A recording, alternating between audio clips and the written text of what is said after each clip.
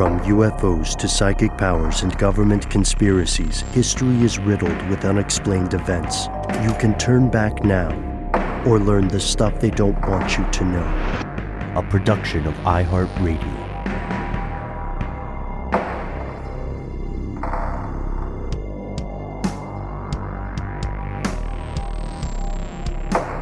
Welcome back to the show. They call me Ben. My colleagues Matt and Noel are away at the moment and will be returning soon. I'm joined as always with our super producer, Paul Mission Control Decant. Most importantly, you are here, and that makes this the stuff they don't want you to know. Tonight's episode will be a little bit different, fellow conspiracy realist. It's just us here. You, me, Paul, and the NSA gathered around the digital fire in the great darkness of civilization.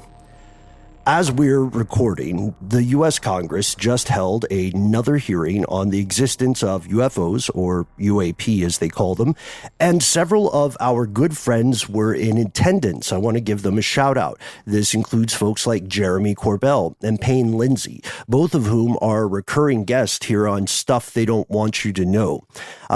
Do check out their shows. Payne does shows like Up and Vanished and, of course, High Strange. And I can't say enough good things about Jeremy's show, Weaponized, with George Knapp. Anyhow, we will be following up on those events very soon. In the meantime, of course, let's say the quiet part out loud. Things are getting rough. The world seems chock full of looming ecological disaster. This will affect every living creature on the planet and every human being, regardless of demographic. Still, gather ye rosebuds while ye may, as Robert Herrick once wrote. We can't spend all our fleeting time on the planet worrying about stuff, and billionaires are no different. So this got me thinking, returning to something I've been thinking about for quite some time, and maybe you've thought about this too. What about those billionaires? You know, when they're not moving nations and corporations, what are they doing for fun?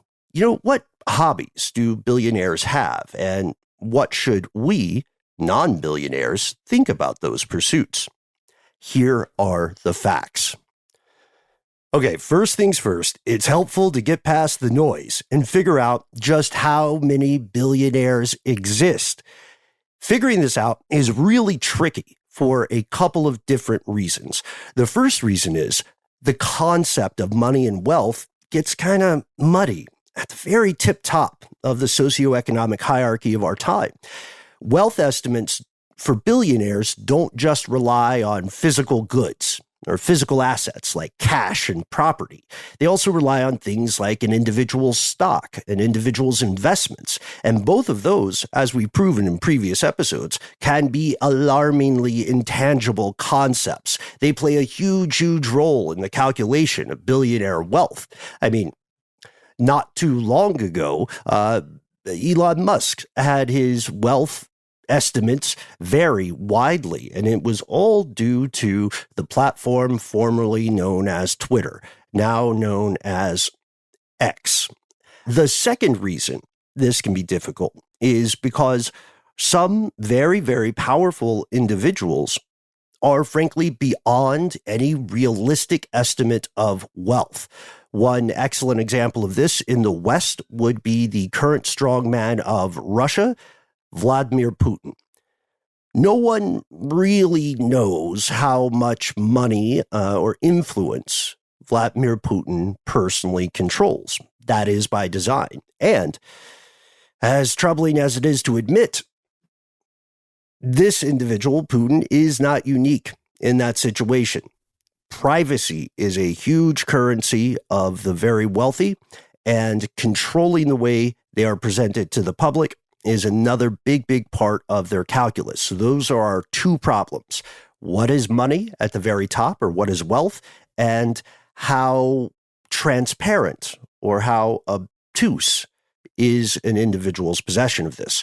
So outside of intelligence circles, one of the best public sources for billionaire wealth is an annual list compiled by Forbes magazine. It's been coming out for many years now. It is named in a burst of creativity the world's billionaires.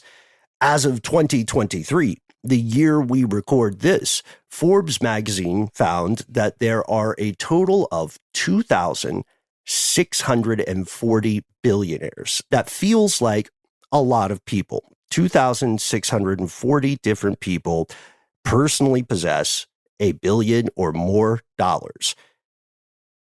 Sounds like a lot until we realize that there are officially an estimated 8,050,877,661 people on Earth. You can go to a handy website called Worldometer to get the up to the second estimates. It is a scary, scary statistic to watch.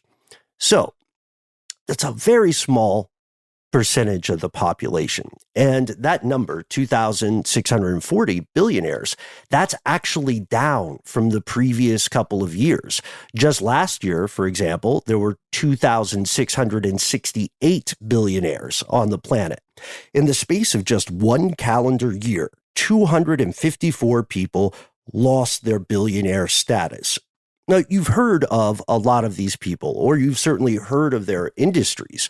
We're talking about former crypto emperors like Sam Bankman-Fried or his co-founder Gary Wang.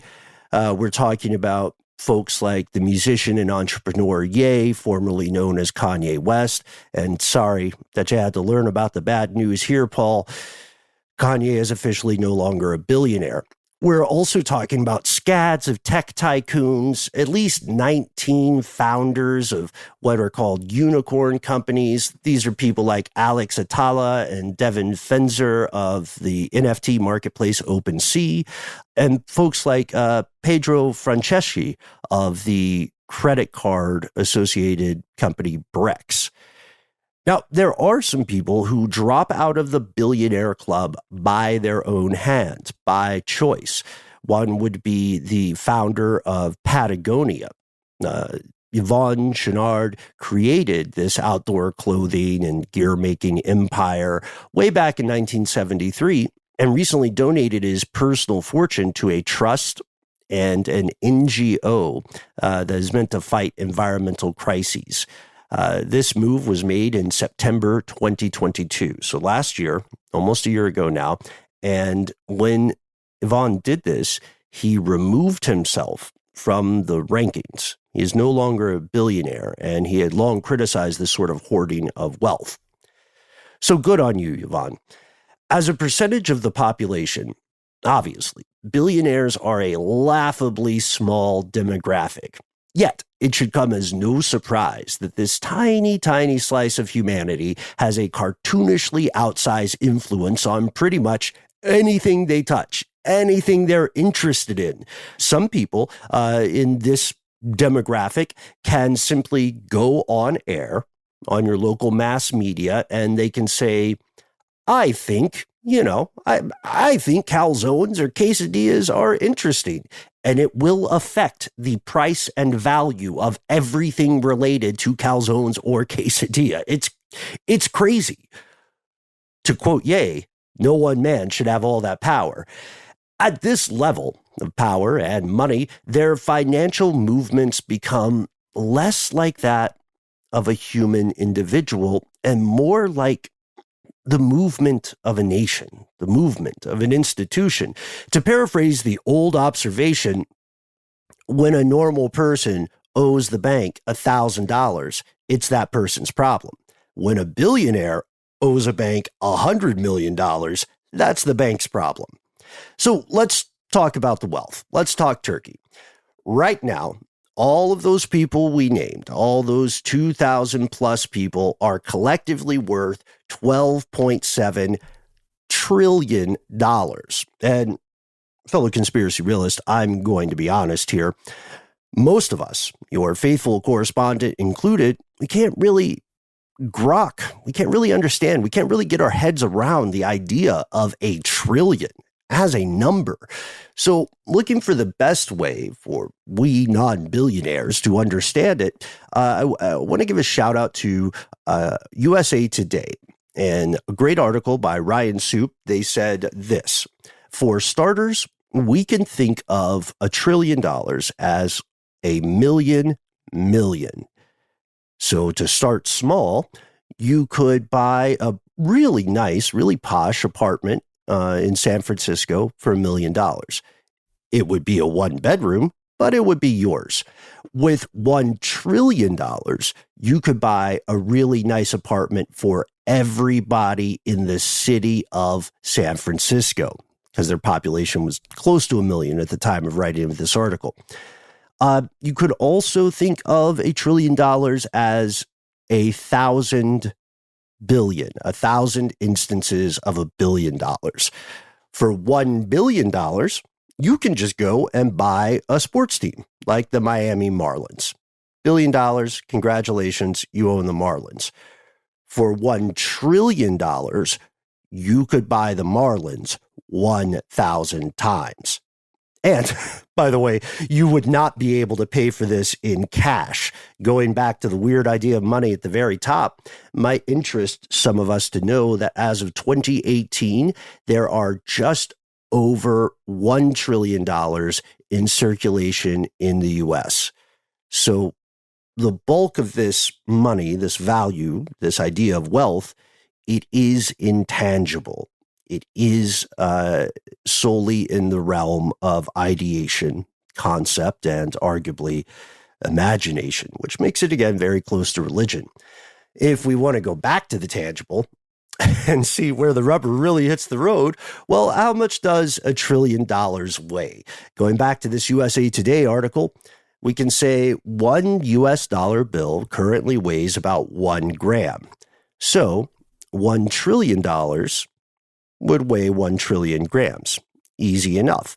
Let's convert the grams to pounds. Then we're looking at 2.2 billion pounds. That can equate to over 630,000 mid-size cars. You know what I mean? Not like Hummers, not like a huge Ford F-150 or something, but still, that gives us a physical sense of just how much money we're talking about. And only a little over 2,500 people have that much wealth in the world.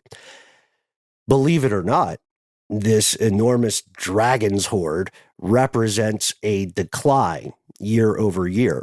Just as there are fewer total billionaires, they have a lower amount of aggregate total wealth.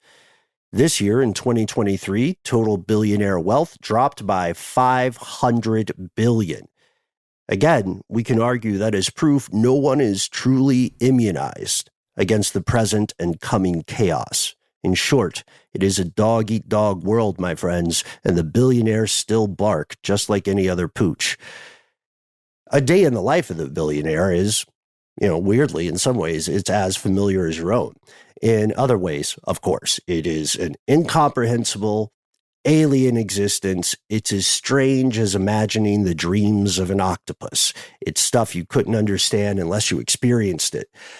Found a couple polls on this. One from 2022 talked to 65 of the richest people on the planet at the time. And they found, surprisingly, a lot of billionaires still choose to do at least some household chores and other domestic tasks on their own. All the stuff that you wish you could pay someone else to do. Some of these folks still do it.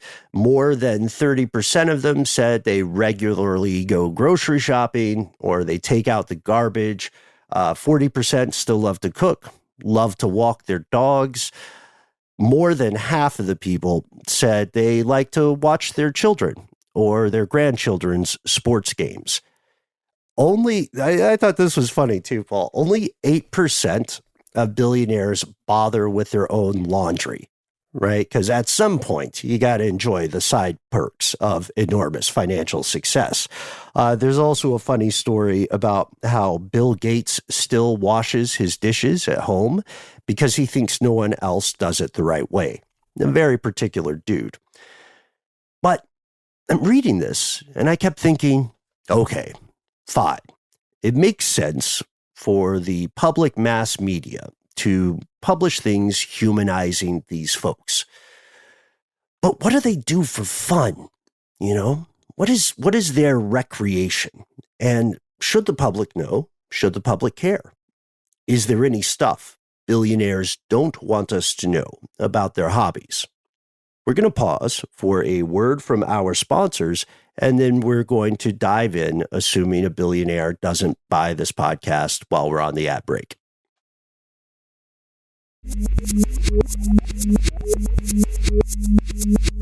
Here's where it gets crazy. My fellow conspiracy realist. The answer is there's stuff they don't want us to know about billionaire hobbies. Yes, absolutely yes. Matt and Noel can confirm I have kept a list of aspirational billionaire pranks we can pull if ever we make it into that rarefied financial air. And I was surprised to find that some billionaires seem weirdly on board with a couple of my eccentric ideas. But before we get to all of that, let's start with just a list, just a little taste, a little amuse-bouche, gift from the chef regarding specific weird billionaire hobbies. Over in the Philippines, there's a billionaire named William Bello. He owns the country's largest home improvement chain, and he is super into raising crocodiles. That's like his other thing, being a billionaire and then also raising crocodiles. He has 2 crocodile farms that totals out to about 23,000 different reptiles, and he breeds them. But he breeds them for fun and profit, because when he harvests these creatures, or when his people do it, if we're being honest, their skins are sold to luxury fashion brands, and their meat is sold to Hungary, where it makes sausages. You can also find it in some local Filipino dishes. If we travel away from the Philippines, we'll see a Google co-founder, Sergey Brin. And I kid you not, in addition to starting probably the biggest tech company of its generation, Sergey is a trapeze guy. The dude is really into high adrenaline exercise, and he loves the flying trapeze. He's even, on a couple of occasions, convinced some of his Google employees, with I'm sure, a decent shot of bravado, to try out trapeze as a team. That seems like an interesting thing to me. That seems like something where, you know, somebody might break an arm, somebody might hurt their wrist or their ankle, but it's not going to overthrow a country. So it seems like a wholesome activity. And then there's Jack Ma, who is often cited as the richest man in China. In addition to being the former CEO of the online giant Alibaba, Jack Ma is a well-known performer in China. Like, he appears at music festivals and stuff. His most well-known performance was in 2017, where he impersonated, we kid you not, Michael Jackson. You can see the video on YouTube. It is, honestly, pretty good. It's a pretty good performance. I'm going to say that. As someone who's never impersonated Michael Jackson, I was reluctantly impressed. So do check out that YouTube clip. Let us know your thoughts. And of course, there are more examples. Jeff Bezos likes to search for discarded space rockets beneath the waves. And honestly, that one feels like a service to humanity. You know, I never thought I'd say it, folks, but nice one, Jeff. Cheers. Cheers, man. In general, we have to understand there is a huge, huge problem with our concept of billionaire free time. These are folks who can and will exert massive influence to control how they are portrayed to the public, to investors, to other companies, and to other corporate entities. And it's just like when anyone else takes a self-reported poll, right, or post on social media. These people will tend to disclose the information they want us to see. So it should come as no surprise that among not just billionaires, but anyone with 30 million or more in assets, they sound, I don't want to say unrealistically wholesome, but here's the list. Number 1, philanthropy. Philanthropy proves to be by far the most popular hobby. More than 1/3 of the wealthiest people on the planet say they love pursuing charitable activities. The second most popular interest in general, we could say, is sports. That includes watching sports, playing sports, investing in things like sports competitions or teams.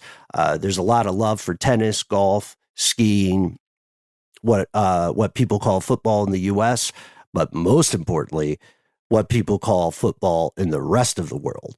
Soccer is by far the most popular sport amid the wealthy class, which is a surprise, right? Because I think a lot of people in the West would assume golf would take the crown there. Sorry, golf.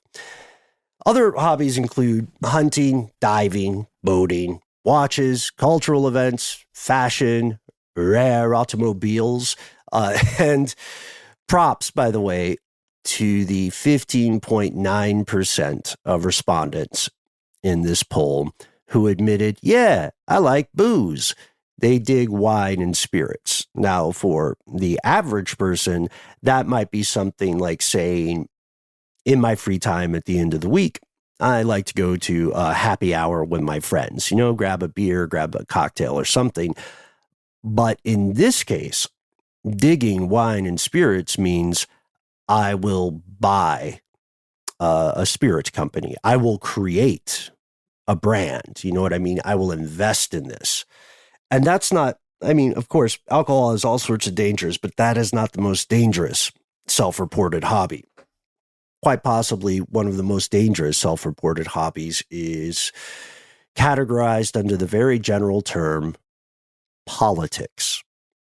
And before we get into why that can be dangerous, we want to understand what a hobby actually is. And this may help us clear up some popular misconceptions. In general, a hobby is just something you like to do rather than something you have to do to survive. For example, eating is a have-to pursuit. For now, if you want to continue living, you have to eat food. You have to drink water. You have to somehow ingest nutrients to keep the engine that is your body and your brain running. However, choosing to eat at high-end restaurants or choosing to teach yourself to cook fancy stuff at home, like I do or like Noel does, that's a hobby. And a hobby can also serve multiple purposes. Yes, sure, of course, some hobbies require you to spend money. And what you're doing is investing in somewhat of an, at times, intangible benefit, right? For instance, someone's buying a PS5 because they want to play a game. They don't think they're going to make a fortune off of playing that game, but it will interest them. It will occupy their time. It will intrigue them, and it will be, to some degree, a learning experience. I was thinking about a good example for this. As Matt can assure us, a lot of people playing the amazing card game Magic the Gathering are playing it with no illusions that it will become their full-time job. And there's nothing wrong with that. I can personally assure you that no one is really in improv comedy for the money. But at the same time, a hobby can yield tangible results when you invest your time or your resources into it. Exercise is the best example. Exercise is a hobby, and it should be so for everyone. Now, you might do it because you just enjoy exercising, but over time, you will reap tangible rewards from physical exercise. Your health will improve. Your life expectancy will go up. And, if you're inclined, you can get a lot of great selfies along the way. This idea this dual benefit, this sometimes paradoxical pursuit of goals, this applies to virtually every hobby. You may paint, you may sculpt, you may play guitar, like Paul is a great guitarist, and one day you may sell the results of your work. Do you see where we're going with this, folks? When you are a billionaire, this potential dual purpose of a quote-unquote hobby becomes much, much more extreme. Michael Bloomberg did not become mayor of New York City because he needed a job. It's not like the guy also had an application in at Dunkin' Donuts with his fingers crossed to become assistant manager or something. I don't know. I mean, maybe he did, but you get the gist. Just like physical exercise yields physical benefits over time, politics and philanthropy as a hobby can yield enormous financial and socioeconomic advantages for those who can afford to play the game. Investing in local elections, like the Koch brothers did so successfully in recent years in the United States, that hobby of politics led directly to control of politicians, and it transformed those politicians into cat's paws. I don't want to quite call them minions, but into employees in all but name that worked to enact favorable legislation for their primary funders. Winning a political position personally, like Bloomberg, can obviously open the doors to influence over all sorts of things. You have a powerful voice in the room now on policies concerning environmental regulation, or who should be taxed and how, what does or does not constitute a monopoly in the world of business. This is an enormous power. And of course, if we are being fair, this is not to say that all billionaires in politics are somehow grifting along for their own benefit. To know that for sure, we would have to know a heck of a lot more about every single one of those 2,000 plus billionaires currently kicking it with you on the planet this evening. And those folks, every single one of them, they have what amounts to small armies of people working around the clock to manage their public persona. Again, remember, privacy is going to become one of the most valuable and one of the most elusive resources of the coming age. We see all these articles about, here's what the wealthy and famous do, blah, blah, blah, blah, blah. For a lot of these individuals, when you get past a certain threshold of wealth, fame becomes disadvantageous. They don't want you to know too much about what they're doing, why, and what the end game is. Fame can be a disadvantage, is what we're saying. And privacy as a resource or a currency, make no mistake, folks, in the, mid-horizon of the future, privacy is going to be right up there with water in terms of value. Potable water. I mean, shout out to our Water Wars series. So that's a bunch of stuff we're not saying. What we are saying, in absolute fairness, is simply this. The opportunity for corruption and conflicts of interest exists. And in the world of politics as a hobby, that opportunity is so wide, it's so broad, it's so easy that it would be either willfully ignorant or willfully misleading to pretend that out of the thousands of people doing this, literally no one put their hand in the cookie jar. Not one. I mean, come the on. Look, there's another troubling example. To paraphrase Rick James, philanthropy is a hell of a drug. We'll tell you what we're talking about after a word from our sponsors.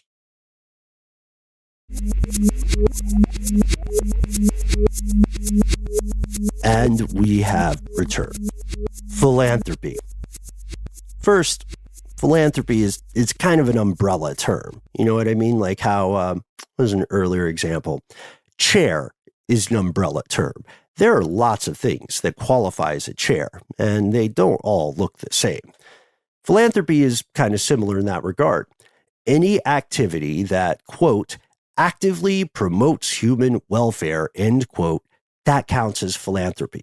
And the tricky thing is that just like the concept of beauty, the concept of philanthropy is very much an eye of the beholder situation.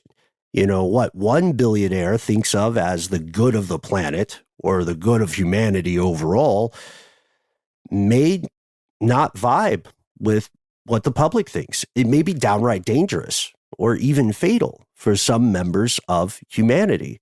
And that break a few eggs to make an omelet concept comes into play in boardrooms, in estate offices, all the world over. And again, we're not going to hear a lot of those backroom conversations. There are also so very many philanthropic outfits, organizations, institutions, NGOs, call them what you wish. They're of all shapes and sizes all across the world. You know, everything from a local on the ground initiative to promote education and literacy, all the way up to massive things like the Bill Gates Foundation. Millions of people work in association with these outfits. Billions of people are affected by their work. And if we are being unfailingly, absolutely honest, a lot of these employees would never know if the folks at the top of the organization had an ulterior motive.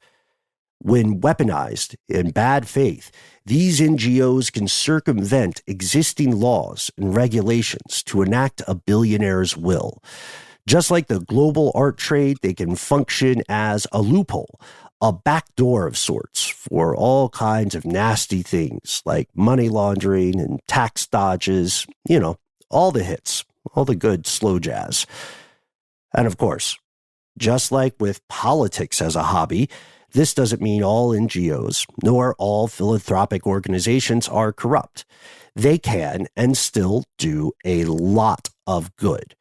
It's very difficult, if not impossible, to estimate just how profoundly these organizations have collectively improved life on Earth, and not just for humans. And that stands true even if hypothetically some of the prime movers of these organizations are aiming for goals the public would ultimately disagree with. While we're on the subject of philanthropy, I want to note an excellent article over at The Guardian by Carl Rhodes and Peter Bloom. This piece comes from 2018. It's called The Trouble with Charitable Billionaires. And even though it's a few years old, I think it still holds up today. It remains relevant.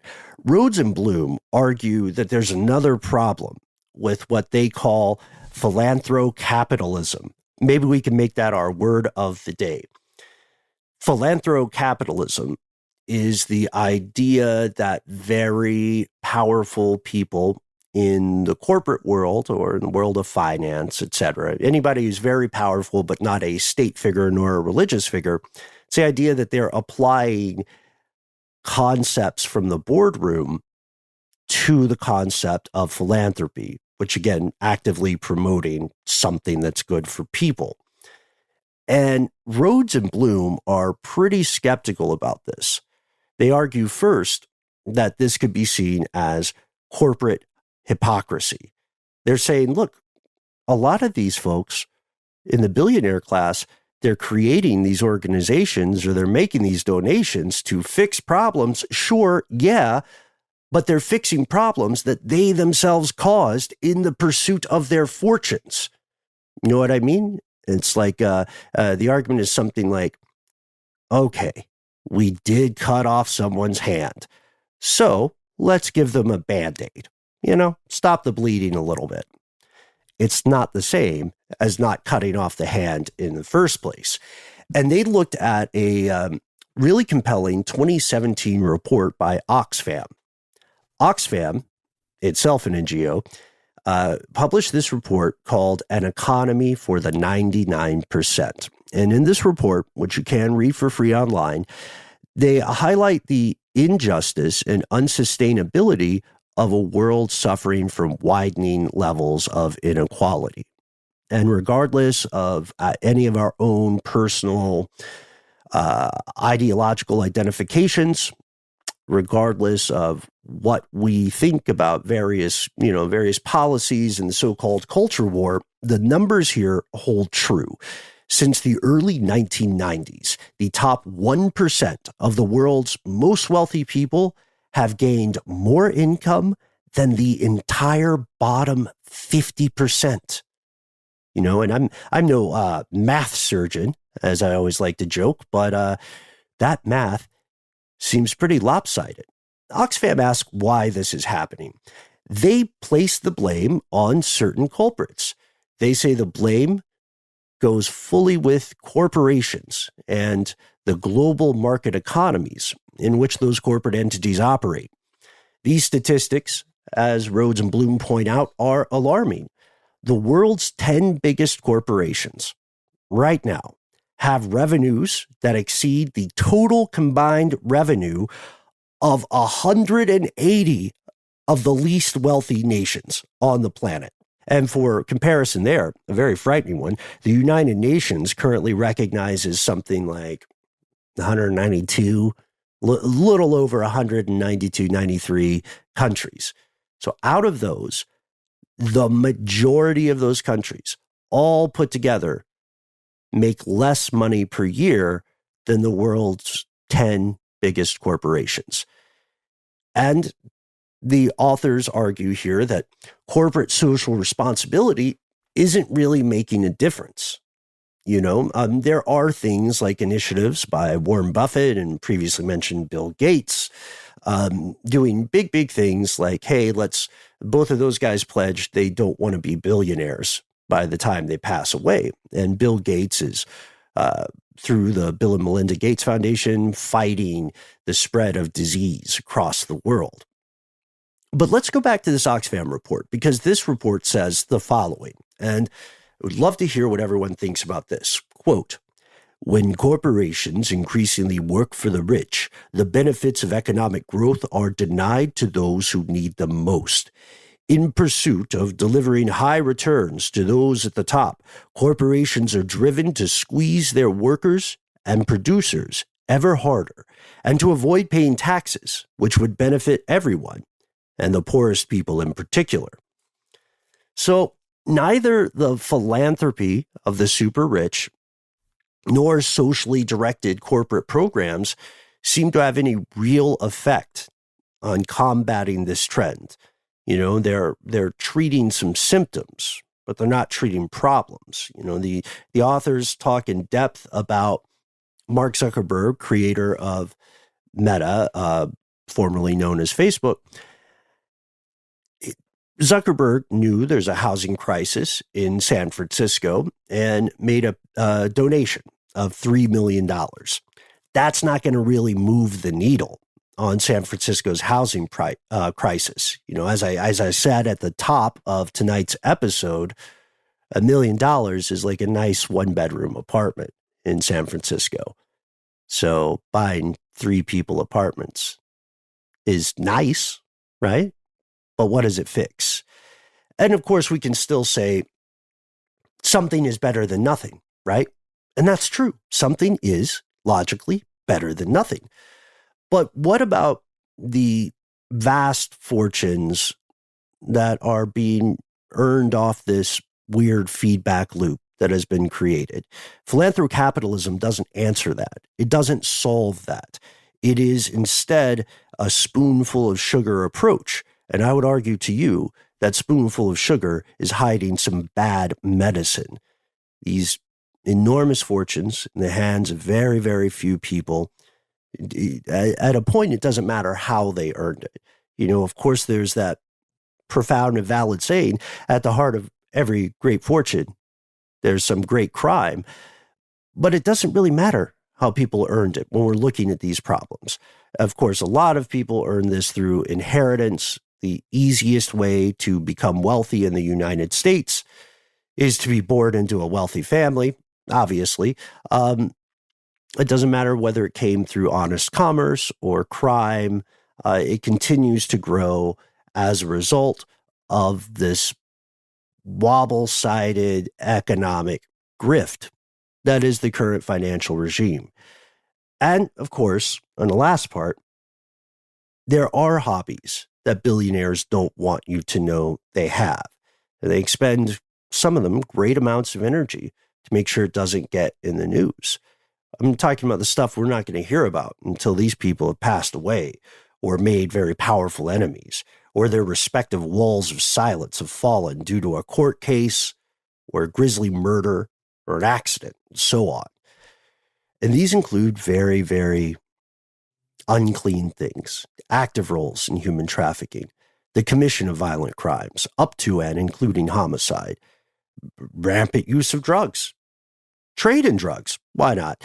Illegal trade in artifacts, money laundering through art, endangered animals, poaching, that kind of collecting, right? There are people out there with the inclination and means to collect illegal things, and there are, it's very true, there are things that have been collected en masse in people's estates and homes that belong in a museum. I don't care if I sound Indiana Jones about it. The ultimate issue is this. We're talking about billionaire hobbies. When you have a significant chunk of humanity's overall wealth, you will inevitably begin to lose perspective. And when we are capable of writing and rewriting the rules of society as we see fit, when we can buy the authorities, when we can collect the politicians, just the way you might collect Pokemon, the things that we describe as hobbies, the things we do for quote unquote recreation with maybe a side benefit, that gets a lot less cutesy. It becomes much more dangerous. And at this point, let's pass it to you, longtime listeners, fellow conspiracy realists. What do you think? I will admit I am a bit torn about this because my policy has always been, and it always kind of still will be at heart, that a person's money and choices are their own. You know what I mean? People do foolish things with their money all the time, but it's their decision. And taking away that autonomy, taking away that decision, I think that takes away some agency. It takes away some part of a person's humanity and their right to exist, even if you don't like what they're buying. However, just like the concept of money itself, doesn't that change a little bit at the top? Should it? Want to know your answers. This is a Gordian knot. It's a heck of a dilemma. Would also like to hear about what kind of pranks or hobbies you would engage in with, let's say, nothing too big for this conversation. Let's say, what is your dream prank or your dream hobby if you had $1.4 billion? That's it. That's all the money you get. That includes whatever you have to live off of, whatever your Fabergé egg budget already is. So nothing fancy. For example, so we don't end on a total downer note, I went back through my list of I called it pranks for deranged billionaires. And this is one of my dream pranks. I'd like to share it with you as we close the show. Quote, I want to buy used astronaut suits from multiple international space stations, then mail them to random residential addresses with the phrase, prepare yourself, printed on a card.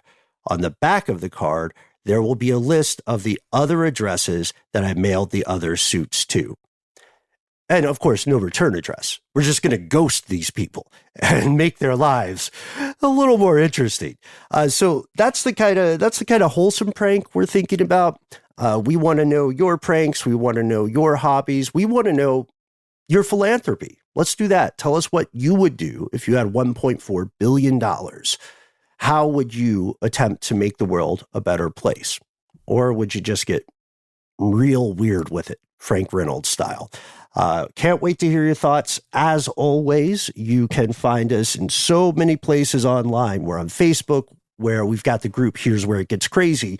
We're on YouTube, Conspiracy Stuff. We are Conspiracy Stuff Show on Instagram.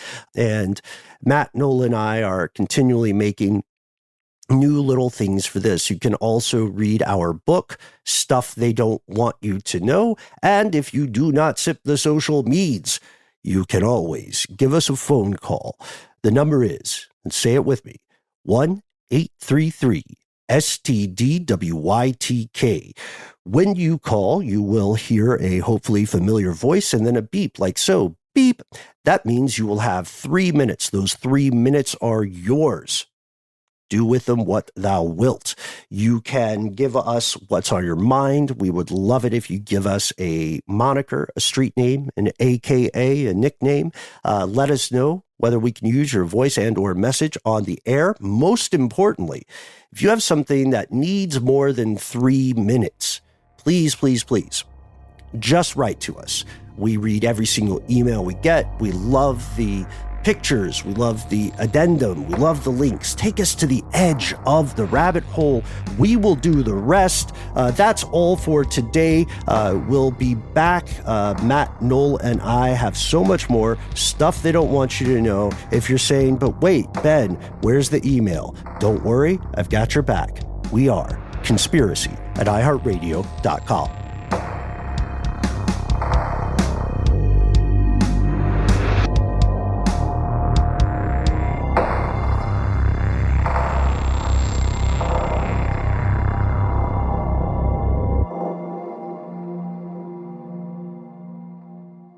Stuff They Don't Want You to Know is a production of iHeartRadio. For more podcasts from iHeartRadio, visit the iHeartRadio app, Apple Podcasts, or wherever you listen to your favorite shows.